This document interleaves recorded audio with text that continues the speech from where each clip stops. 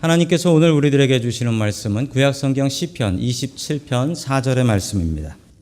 내가 여호와께 바라는 한 가지 일 그것을 구하리니 곧 내가 내 평생에 여호와의 집에 살면서 여호와의 아름다움을 바라보며 그의 성전에서 사모하는 그것이라. 아멘. 하나님께서 우리와 함께 하시며 말씀 주심을 감사드립니다. 아멘. 자, 옆에 계신 분들과 인사 나누겠습니다. 반갑습니다. 인사해 주시죠. 예, 반갑습니다. 인사 나누겠습니다.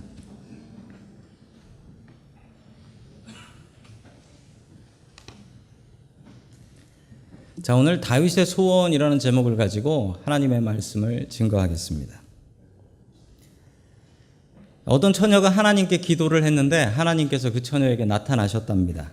나타나셔가지고 이렇게 물어보시더랍니다. 네 소원이 무엇이냐? 3개를 들어주겠다. 뭐 누가 만들어낸 얘기 같아요.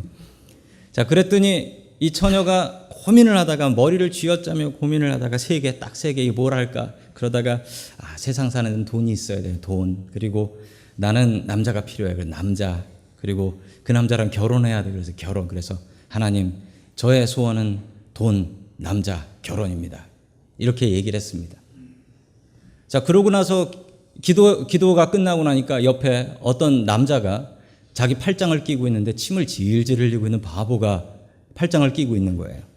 그래서 하나님 도대체 이게 뭡니까? 라고 했더니 하나님께서 미안하다. 아까 네가 돈 남자랑 결혼하겠다는 줄 알고 내가 이렇게 한 거라고. 역시 한국말은 잘 들어야 돼요. 이 얘기를 들으시면서 이거 내 얘기야 하시는 여자분들도 계시겠죠. 다행히 제 아내는 지금 뉴욕에 가 있습니다. 얼마나 다행인지 몰라요. 우리는 소원이 있습니다. 지금 성도 여러분들께 제가 소원이 뭡니까? 라고 물어보면 이런 거요, 저런 거요, 이런 거요 라고 하실 게 딱 하나 있으실 거예요. 또 어떤 분들은 그래도 내가 교회고 내가 신앙인이니까 주님 안에서 교회에 이런 일을 하게 해 주십시오. 이런 일꾼 되게 해 주십시오. 뭐 이런 얘기를 하실 분들도 계실 것입니다. 오늘 성경 말씀에 보면 다윗 자신의 소원을 이야기하고 있습니다. 그의 소원은 딱 한 가지였는데 그 소원은 무엇이었을까요? 오늘 하나님의 말씀을 통해서 다윗의 소원을 같이 보도록 하겠습니다. 첫 번째, 하나님께서 우리들에게 주시는 말씀은 성전을 사모하라 라는 말씀입니다. 성전을 사모하라. 다윗의 소원은 이것이었습니다. 성전을 사모하는 것이었습니다. 그 사자성어 중에 이런 말이 있죠. 사면초가라는 말이 있습니다. 사면초가라는 말은 사방의 초나라 노래다라는 뜻입니다. 사방의 초나라 노래다. 이 이야기는 이렇습니다. 초나라하고 한나라가 전쟁을 하고 있었을 때였습니다. 이 초나라의 항우가 지휘를 하고 있었는데 이 초나라가 한나라한테 완전히 다 뒤집어 쌓여버렸어요. 초나라가 한나라한테 완전히 포위를 당해버렸습니다. 자, 그때 초나라는 죽을 힘을 다해서 싸웠는데 너무 죽을 힘을 다해서 싸우니까 도무지 한나라가 이길 수가 없었습니다. 그래서 한나라에서는 이런 작전을 폈죠. 밤에 초나라 진영 근처에서 초나라의 고향 슬픈 노래를 불러주는 것이었습니다. 그렇게 슬픈 노래를 불러주면 분명히 초나라 군인들이 흔들릴 거다라는 생각이었던 것이죠. 자, 실제로 정말 가서 그 초나라 진영 근처에서 슬픈 노래를 부르니까 다들 초나라 사람들이 고향 생각이 나기 시작했답니다. 그리고 한두 명씩 탈영을 해서 도망가기 시작했대요. 한나라에서는 한술 더 떠서 그렇게 탈영해서 도망가는 사람한테는 길을 터줘서 그냥 고향으로 가게 해줬답니다.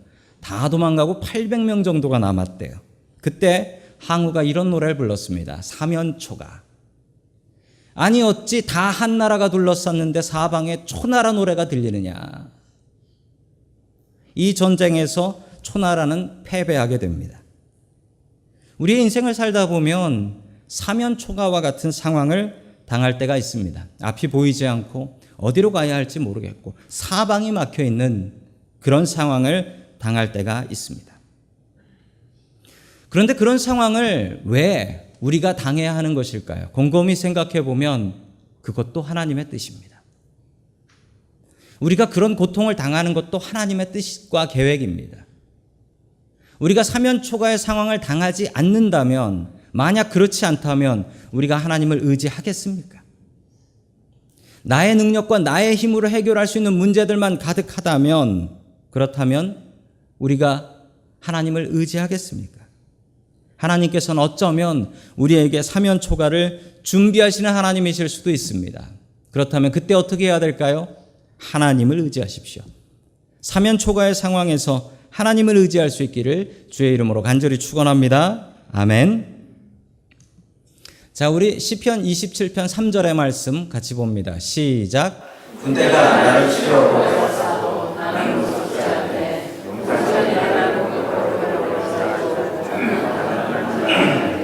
아멘. 지금 어떤 상황인지를 잘 설명하고 있는 말씀이 여기에 있습니다. 군대가 나를 치려고 애워쌌다라는 것입니다. 군대가 나를 치고 나를 죽이려고 애워쌌다라는 거예요. 용사들이 나를 공격하려고 일어났다라는 겁니다. 얼마나 두렵습니까? 어떤 사람 하나가 나 미워한다고 그래도 정말 마음이 아픈데, 어떤 사람이 아니라 군대가 나를 죽이려고 진을 쳤대요. 얼마나 두렵겠습니까? 우리는 종종 착각을 합니다. 다윗은 우리하고 달라. 다윗은 대단한 믿음의 사람이라서 우리와는 달라라는 상상을 하죠. 그러나 그렇지 않습니다. 다윗도 다르지 않은 우리와 똑같은 인간입니다. 그도 두렵고 그도 죽는 것이 괴로웠지만 그럼에도 불구하고 그는 하나님을 온전히 의지함으로 그 두려움을 극복했다라는 사실입니다. 우리에게 여러 가지 두려움이 있을 수 있습니다. 그럴 때마다 주님만 바라볼 수 있기를 주의 이름으로 축원합니다. 아멘.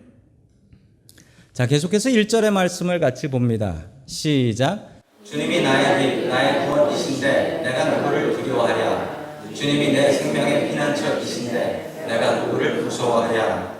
아멘. 주님께서 빛이 되신다라는 것입니다. 아무것도 보이지 않는 상황 속에서 주님께서는 빛이 되십니다. 한국말로 눈앞이 깜깜하다는 말이 있습니다. 정말 눈앞이 깜깜해질 때가 있습니다. 그때 우리가 믿음이 있다면 그러면 볼 수 있습니다. 제가 군대 갔을 때 제가 소대장을 했는데 저희 소대에 최첨단 장비가 하나 있었습니다. 최첨단 장비가 뭐였냐면 그 나이트 비전이라고 하는 야간 투시경이라는 거예요. 그 소대장만 쓸 수 있게 하나를 딱 주더라고요. 제가 그걸 쓰고 밤에 한번 나가봤습니다. 정말 아무것도 없는 밤에, 달빛도 별빛도 안 보이는 그런 밤에, 아니 그걸 쓰고 나갔더니 세상이 초록색으로 다 보이더라고요. 깜짝 놀랐습니다. 아무것도 안 보였는데 아니 그걸 쓰니까 세상이 초록색으로 보이지만 모든 게 다 보여요. 그때 깨달았습니다. 믿음이 있으면 볼 수 있구나. 믿음이 있으면 아무것도 빛이 없어서 볼 수 없다 할지라도 우리에게 믿음이라는 끈이 있으면 하나님께서 보여주십니다. 몇 년 전에 제가 워싱턴 DC에 간 적이 있습니다. 어떤 교회에서 설교를 하고 세미나도 참여하고 이제 다시 샌프란시스코로 돌아와서 이제 설교해야 되는데, 교회로 돌아와야 되는데, 아니 동부는 왜 이렇게 비가 많이 와요? 정말 많이 오더라고요. 너무 비가 많이 와서 비행기가 계속 딜레이 캔슬 뭐 이렇게 다 돼 있는 거예요. 제 마음이 너무 간절해지더라고요. 하나님, 저희 비행기 꼭 타야 되는데 하나님 이거 캔슬되면 안 됩니다. 제 마음속에 너무 간절히 기도를 하며 하늘을 보니까 너무 비가 많이 오고 먹구름이 껴서 저 비가 도대체 그칠까? 내 비행기가 도대체 뜰까? 라는 걱정이 너무나 많이 되더라고요. 주님께서 응답해 주셔서 제가 그 비행기를 탈 수 있었고 그 비행기가 떠올랐습니다. 비행기가 그냥 갑자기 떠오르는데, 비행기가 달리면서 떠오르는데 한 1분이나 됐을까요? 1분 뒤의 세상은 완전히 다른 세상이더라고요. 1분 전의 세상은 이 비행기가 뜰 수 있을까 조마조마한 마음이었는데 1분 뒤의 세상은 태양이 보이더라고요. 해가 떠 있더라고요. 그때 깨달았습니다. 우리의 상황이 먹구름이 끼고 아무것도 안 보이는 그런 상황이라 할지라도 하나님께서는 그 먹구름 뒤에서 우리에게 빛을 비추고 계시다는 사실입니다. 다윗은 아무것도 볼 수 없었습니다. 그런 상황에서 다윗은 하나님은 나의 빛이다. 내가 믿음이 있다면, 하나님을 바라본다면 아무것도 보이지 않는 상황에서 나는 볼 수 있다라고 고백하고 있습니다. 자, 계속해서 4절의 말씀을 같이 봅니다. 4절입니다. 시작. 주님, 나에게 단 하나의 소원이 있습니다. 나는 오직 그 하나만 구하겠습니다. 그것은 한평생 주님의 집에 살면서 주님의 자비로우신 모습을 보는 것과 성전에서 주님과 의논하면서 살아가는 것입니다. 아멘. 다윗의 소원은 이것이었습니다. 하나님의 성전에 가서 하나님을 바라보며 예배하는 것, 이것이 소원이다. 다시 한번 다윗의 상황으로 돌아가 봅니다. 다윗은 지금 전쟁터에 있습니다. 사방의 적들이 둘러쌌습니다. 수적으로도 딸리고, 다윗은 속으로 생각하길, 이제 내가 죽는구나. 내가 여기서 죽는구나.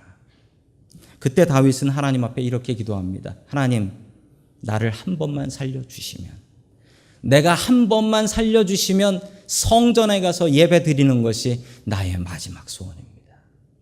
하나님, 나를 살려주시옵소서. 이렇게 기도합니다. 다윗은 성전을 사모했고 예배를 사모했습니다. 그는 성전을 사모했고 예배를 사모했기 때문에 그의 아들 솔로몬을 통해서 성전을 짓지 않습니까? 얼마나 그가 성전을 사모했나요? 그러나 오늘 성경에 나오는 주님의 집은 성전이 아닙니다. 다윗의 때는 성전이 없었고 화면에 보시는 것 같은 성막이 있었습니다. 저 성막은 동물을 잡는 곳입니다.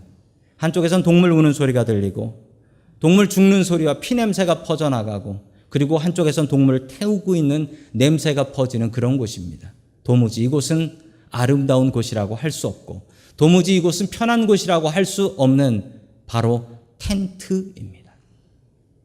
아무리 좋은 텐트도 텐트는 텐트입니다. 그러나 다윗은 이렇게 얘기합니다. 거기에서 주님의 아름다우심을 보며 주님과 함께 살아가고 싶습니다. 아름다움과 편함의 기준은 무엇인가요? 다윗은 성막을 사랑했고 주님을 사랑했기 때문에 그 불편한 성막이, 그 냄새나는 성막이 그에게는 가장 아름답고 편한 곳이 되었다라는 것입니다. 찬양 가사가 하나 생각이 납니다. 주 예수와 동행하니 그 어디나 하늘나라. 저는 이 찬양 참 좋아합니다.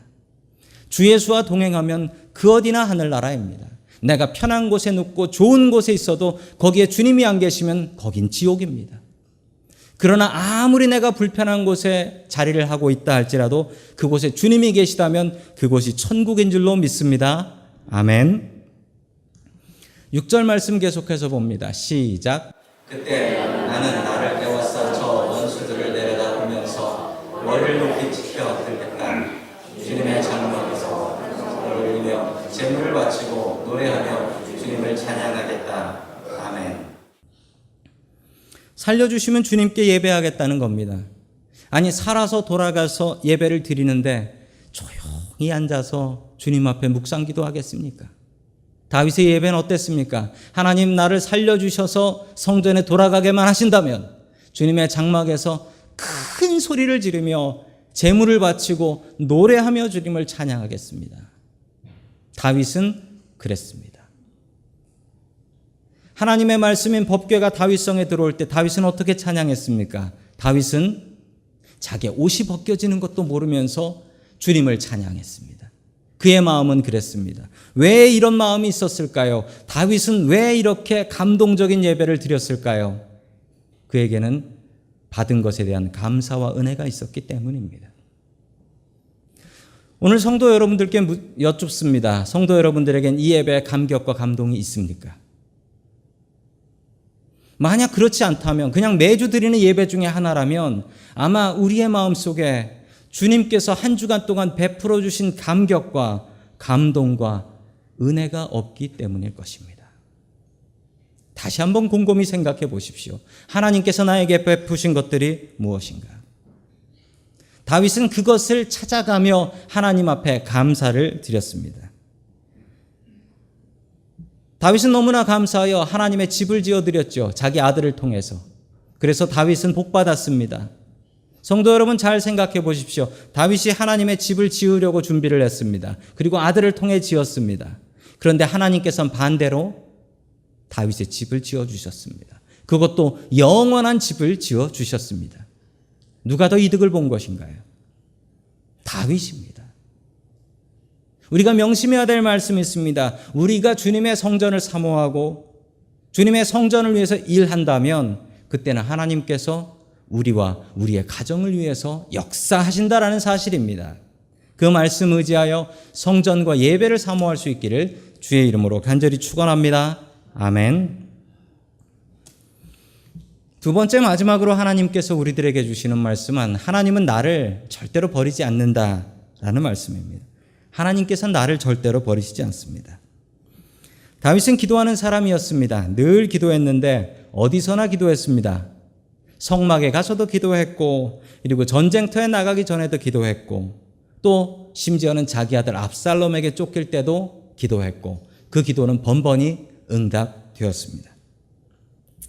시편은 150편이나 있습니다. 참 길지요. 그중에 73개를 다윗이 지었다라고 해요. 73개를. 거의 반 정도를 다윗이 지은 것입니다. 참 대단합니다. 이 시편은 다윗의 기도였고 다윗의 찬양이었습니다. 성도 여러분들은 얼마나 기도하고 계시고 얼마나 찬양을 하고 계십니까? 이 다윗처럼 찬양하고 기도하는 삶이 우리들 삶에 넘치기를 축원합니다. 아멘. 자, 우리 7절 말씀 같이 봅니다. 7절입니다. 시작. 내가 주님을 애타게 부를 때 들어주십시오. 나를 불쌍히 여기시고 응답하여 주십시오. 아멘. 나를 불쌍히 여겨달라라고 주님께 간절히 기도합니다. 이 기도는 아주 강력한 기도인데요. 구약 성경과 신약 성경에 나오는 기도입니다. 주님, 나를 불쌍히 여겨 주시옵소서라는 기도입니다. 우리 같이 한번 따라해 볼까요? 주님, 나를 불쌍히 여겨 주십시오. 주님, 나를 불쌍히 여겨 주십시오. 다윗은 이렇게 기도했고 살아났습니다. 신약 성경에 10명의 나병 환자가 예수님께 이렇게 소리 지르고 나병이 나았습니다. 여리고 성에 있었던 2명의 소경들, 앞을 못 보는 사람도 이렇게 예수님께 소리를 지르고 눈 뜨는 기적이 있었습니다. 이 기도는 강력한 기도입니다. 주여, 나를 불쌍히 여겨 주시옵소서. 내 상황이 답답하고 기도가 막힐 때 이렇게 주님 앞에 기도하며 나아가시길 축원합니다. 아멘. 자, 10절 말씀 계속해서 봅니다. 시작. 내 부모는 나를 버렸으나 여호와는 나를 영접하시리이다. 아멘. 다윗은 부모가 자기를 버렸다라고 이야기를 하고 있습니다. 그 영어 성경으로 봐도 부모님이 자기를 버렸다라고 과거형으로 나오고 있지요.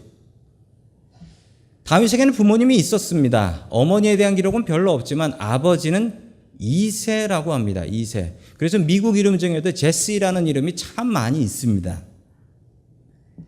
자, 그런데 자기를 버렸다라고 하죠.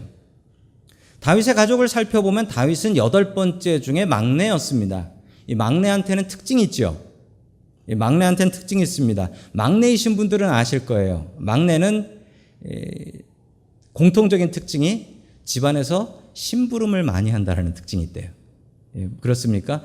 예, 지금 고개 끄덕거리시는 막내들이 있어요. 네, 많이 끄덕거리시네요.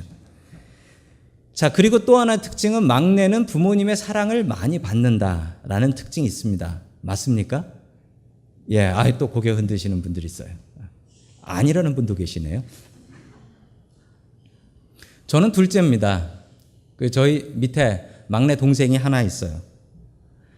지난번에 한국을 갔을 때도 저 막내 동생 가족들이 다 만났는데 저희 어머니께서는 지금 50이 다 돼가는 막내를 아가라고 부르십니다. 그리고 늘 어렸을 때부터 들은 얘기가 네 동생은 불쌍한 애다라고 하면서 왜 불쌍하냐고 그러면 네 동생을 낳았을 때 젖이 안 나와서 제가 젖을 못 물었다라고 하는데 제 동생이 저보다 키가 커요. 오히려 불쌍한 건 난데 늘 막내만 불쌍히 여기는 정말 불공평한 세상입니다. 다윗은 막내입니다. 그렇다면 다윗은 그런 대접을 받아야 되는데 성경의 다윗은 완전히 다른 대접을 받아요. 사무엘 선지자가 이새에게 찾아갔습니다. 당신의 아들 중에 왕이 있습니다. 아들들 데려오시오라고 했더니 7명만 데려왔어요. 다윗이 양치러 나갔기 때문에 그렇대요. 7명만 있는데 아니 사무엘이 보니까 없어요. 이 중에 없다. 이게 다냐라고 했더니 한 놈 더 있긴 한데, 아버지가 다윗은 왕으로 생각하지 않는 겁니다. 그리고 될 수 있으면 7 중에 뽑혔으면 좋겠는 거예요. 그러니 아예 부르질 않았던 겁니다. 형님들이 전쟁터에 나갔습니다. 먹을 걸 들고 나갔는데 그 전쟁터에 막내 동생이 먹을 거를 짊어지고 왔어요. 근데 형님이 제일 먼저 보고서 동생한테 뭐라고 했는지 아십니까? 야, 이 교만한 녀석아, 너 지금 자랑하려고 여기 왔지? 형들도 동생을 미워했어요. 이 집안이 분명히 문제 있는 집안입니다. 그래서 다윗은 이렇게 얘기합니다. 내 부모는 나를 버렸으나 여호와는 나를 영접하시리라. 다윗은 부모가 버린 그 아픔을 주님을 의지하며 신앙으로 이기고 극복해 나갔습니다. 부모가 자식을 버리면 그 상처는 너무나 큽니다.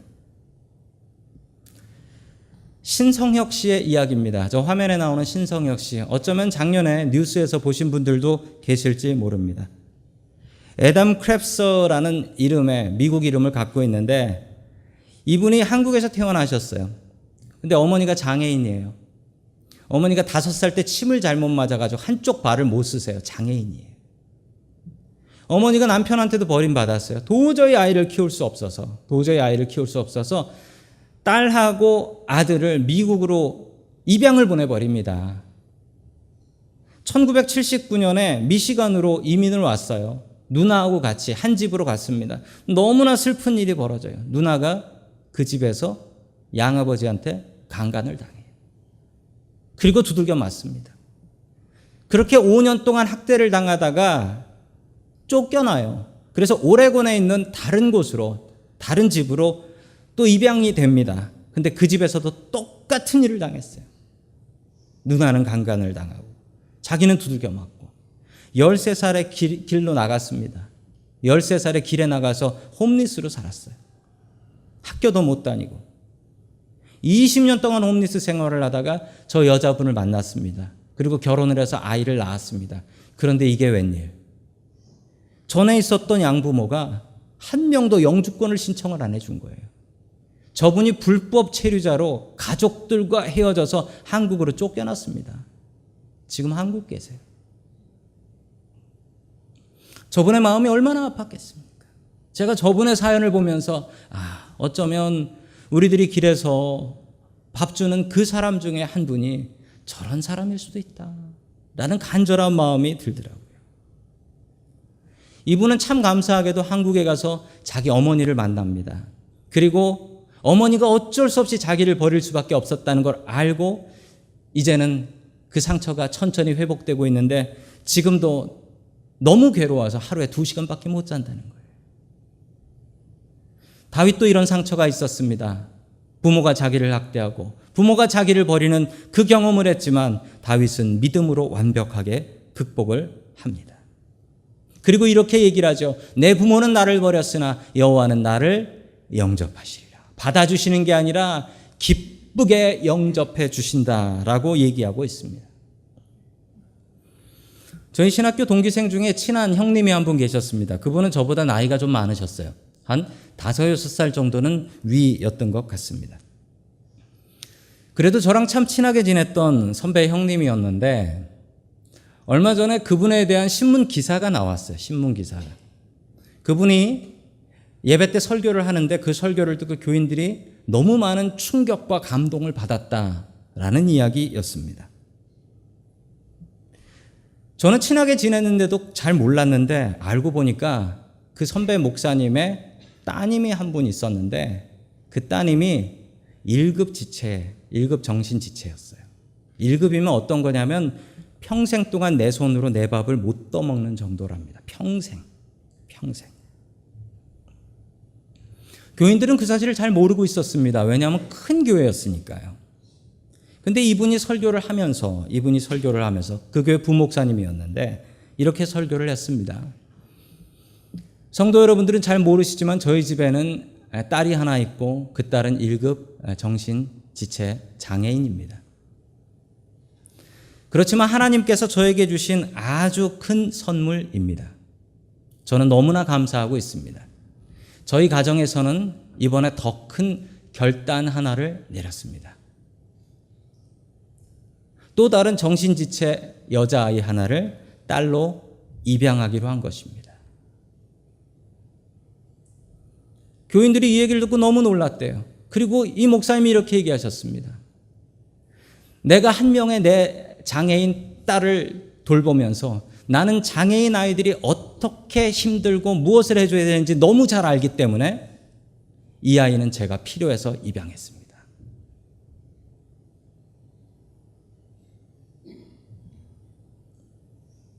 참 많은 교인들이 이 이야기에 충격과 감동을 받았다라고 합니다. 안산제일교회 사회복지관 담당 목사로 계신 전정희 목사님의 이야기입니다. 내 부모는 나를 버렸지만 여호와께서는 나를 영접하실 줄로 믿습니다. 다윗은 이렇게 우리에게 그리고 자기 자신에게 명령하고 있습니다. 우리 14절 말씀 같이 봅니다. 시작. 너는 주님을 기다려라. 강하고 담대하게 주님을 기다려라. 아멘. 아니 기다리면 기다리는 거지 강하고 담대한 건 뭡니까? 사면 초가의 상황에 내가 죽을 것 같은 상황에 주님을 기다리는 것이 어찌 쉽습니까? 그래서 다윗은 이렇게 얘기합니다. 강하고 담대하게 주님을 기다려라. 주님을 기다리는 것은 어렵습니다. 주님의 도움을 기다리는 건 어려운데 얼마나 어렵냐면 죽을 정도로 어렵습니다. 왜 빨리 응답해 주시지 않을까? 하나님께서 내 기도 듣고 계시긴 할까? 그 죽음의 상황에도 강하고 담대하게 주님을 믿고 의지할 수 있기를 주의 이름으로 간절히 축원합니다. 아멘.